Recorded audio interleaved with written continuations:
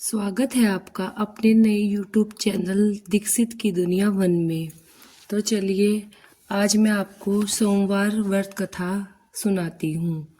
सोमवार व्रत चैत, वैशाख, श्रावण, मार्गशीर्ष, कार्तिक मास में प्रारंभ किया जाता है। साधारणतः श्रावण मास में व्रत का अधिक प्रचलन है, तो इस दिन सोमवार व्रत प्रारंभ करना चाहिए। व्रत रखने वाले स्त्री पुरुष को चाहिए कि प्रातःकाल तिल का तेल लगाकर स्नान करे, विधि पूर्वक शिव जी का पूजन करे और उस दिन ओम नमो शिवाय, ओम नमः शिवाय, ओम नमः शिवाय का जाप करे। कथा प्रारंभ। सोमवार व्रत कथा। एक साहूकार बहुत धनवान था। उसको धन आदि किसी बात की कोई कमी नहीं थी, परंतु पुत्र न होने के कारण वह अत्यंत दुखी रहता था। वह चिंता में दिन रात रहता था। इसलिए वह पुत्र की कामना के लिए प्रति सोमवार शिव जी का व्रत और पूजन किया करता था। सायंकाल को शिव जी के मंदिर में जाकर दीपक जलाया करता था। उसके इस भक्ति भाव को देखकर एक समय श्री पार्वती जी ने भगवान महाराज शिव शंकर से कहा कि हे महाराज, यह साहूकार आपका अनन्य भक्त है और सदैव आपका व्रत और पूजन बड़ी श्रद्धा से करता है, अतः इसकी मनोकामनाएं पूर्ण करनी चाहिए।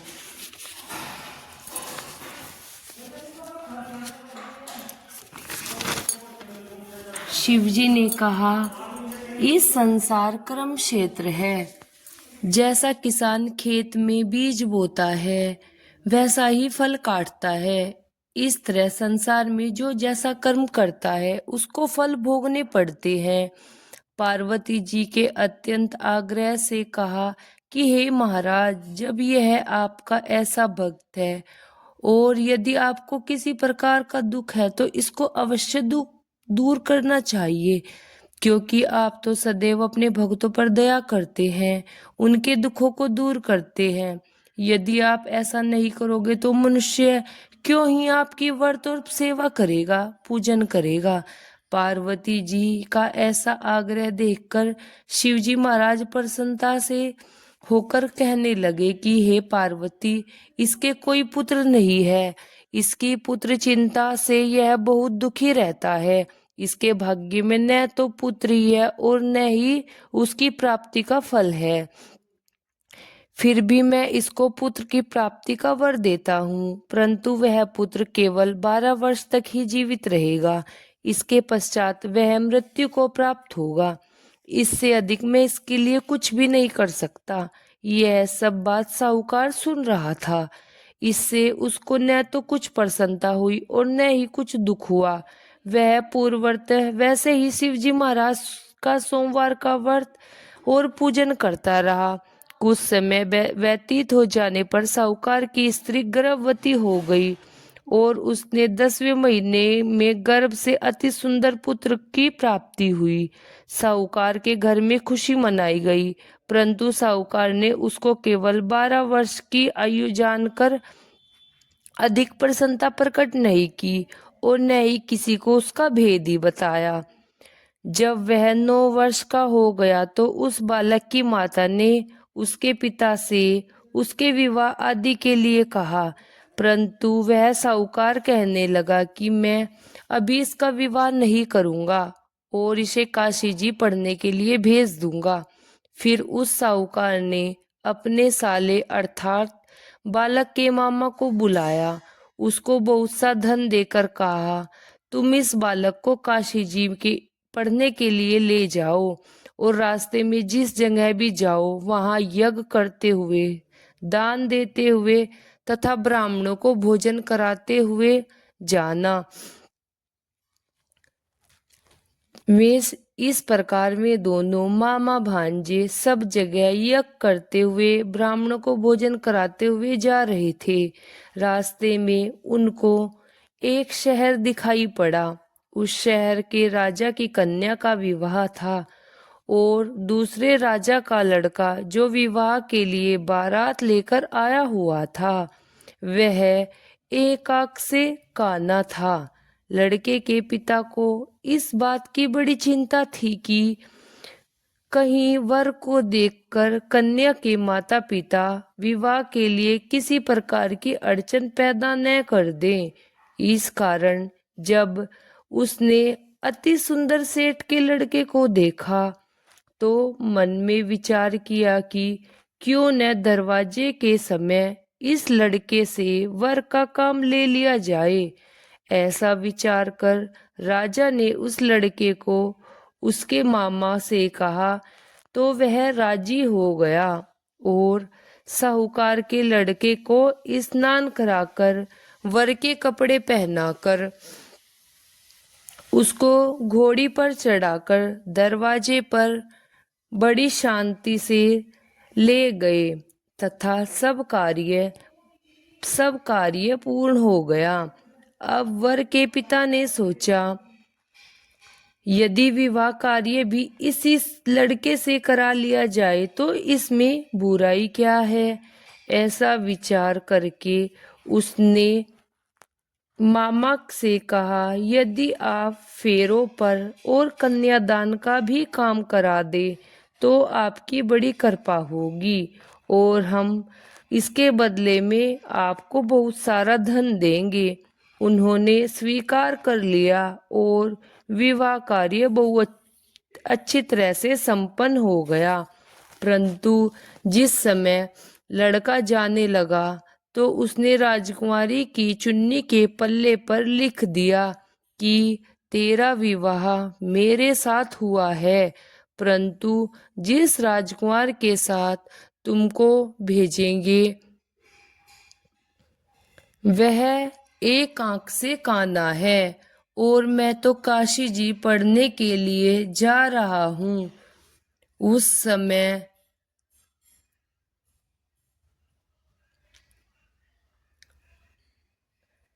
समय राजकुमारी ने जब अपनी चुनरी पर ऐसा लिखा पाया तो उसने राजकुमार के साथ जाने से इनकार कर दिया और कहा कि यह मेरा पति नहीं है, मेरा विवाह इसके साथ नहीं हुआ है, वह तो काशी जी पढ़ने गया है। कुमारी के माता पिता ने अपनी कन्या को विदा नहीं किया और बारात वापस चली गई। उधर सेठ का लड़का और उसका मामा काशी जी पहुंच गए। वहां जाकर उन्होंने यज्ञ करना और लड़के ने पढ़ना शुरू कर दिया। जब लड़के की आयु 12 वर्ष की हो गई तब एक दिन उन्होंने यज्ञ रचा रखा था कि उस लड़के ने अपने मामा से कहा मामा जी आज मेरी तबीयत कुछ ठीक नहीं है। मामा जी ने कहा कि अंदर जाकर सो जाओ। लड़का अंदर जाकर सो गया और थोड़ी ही देर में उस लड़के के प्राण निकल गए। जब उसके मामा ने आकर देखा कि लड़का तो मुर्दा पड़ा हुआ है तो उसके बड़ा दुख हुआ और उसने सोचा कि मैं अभी अगर रोना पीटना मचा दूंगा तो यह कार्य भी अधूरा ही रह जाएगा। अतः उसने जल्दी से यह कार्य समाप्त कर ब्राह्मणों के घर जाने के पश्चात रोना पीटना प्रारंभ कर दिया। संयोगवश उस समय शिवजी महाराज जी और माता पार्वती जी उधर से जा रहे थे। जब उन्होंने जोर जोर से रोने पीटने की आवाज सुनाई तो पार्वती माता जी ने शिवजी महाराज को आग्रह करके उनके पास ले गई और सुंदर लड़के को मरा हुआ देखकर कहने लगी कि हे भगवान, यह तो उसी सेठ का बालक है जो आपके वरदान से पैदा हुआ था। शिवजी ने कहा कि पार्वती जी इसकी आयु इतनी ही थी सो वह भोग चुका है। पार्वती जी के कहा कि महाराज कृपया करके इस बालक को और आयु दे दो, नहीं तो इसके माता पिता तड़प तड़प कर मर जाएंगे। पार्वती जी के इस प्रकार बार बार आग्रह करने पर शिवशंकर भगवान जी ने उसको वरदान दिया और शिवशंकर भगवान जी की कृपा से लड़का जीवित हो गया। शिव पार्वती कैलाश पर्वत पर चले गए। तब वह लड़का और उस लड़के का मामा उसी प्रकार यज्ञ कराते हुए अपने घर की तरफ चल पड़े और रास्ते में उसी शहर में आए जहां पर उस लड़के का विवाह हुआ था। वहां पर आकर जब उन्होंने यज्ञ प्रारंभ कर दिया तो उस लड़के के ससुर ने उसको पहचान लिया। सो वह उस लड़के को अपने महल के अंदर ले गया और ले जाकर उसकी बड़ी ही खातिर की, साथ ही बहुत सारा धन देकर दास दासियों सहित बड़े आदर और सत्कार के साथ अपनी लड़की और जमाई को विदा किया। जब वह अपने शहर के निकट आए तो उसके मामा ने कहा कि पहले मैं तुम्हारे घर जाकर खबर करके आता हूँ। उस समय उसके माता पिता अपने घर की छत पर बैठे हुए थे। उन्होंने यह प्रण कर रखा था कि यदि हमारा पुत्र सकुशल घर वापस आ जाए तो हम नीचे उतर जाएंगे, नहीं तो घर की छत से गिरकर अपने प्राण त्याग देंगे। इतने में उस लड़के के मामा ने आकर यह सारा समाचार सुना दिया कि आपका पुत्र आया हुआ है, परंतु उनको विश्वास न आया। जब उसके मामा ने शपथ पूर्वक कहा कि आपका पुत्र अपनी स्त्री तथा बहुत सारा धन लेकर आया है, तो उस सेठ ने बड़े आनंद के साथ उसका स्वागत किया और वह बड़ी प्रसन्नता के साथ अपने घर में रहने लगे। इसी प्रकार जो कोई भी सोमवार का व्रत धारण करता है अथवा इस कथा को पढ़ता और सुनता है, उसके दुख दूर हो जाते हैं तथा उसकी समस्त मनोकामनाओं को शिव शंकर भगवान जी पूरा करते हैं। वह इस लोक में नाना प्रकार के सुखों को भोगकर अंत में सदाशिव के लोक की प्राप्ति करता है। कथा के अंत में शिव शंकर भगवान जी और माता पार्वती की श्री चरणों में कोटि कोटि बार प्रणाम। नमः पार्वती पते शिव हर हर महादेव।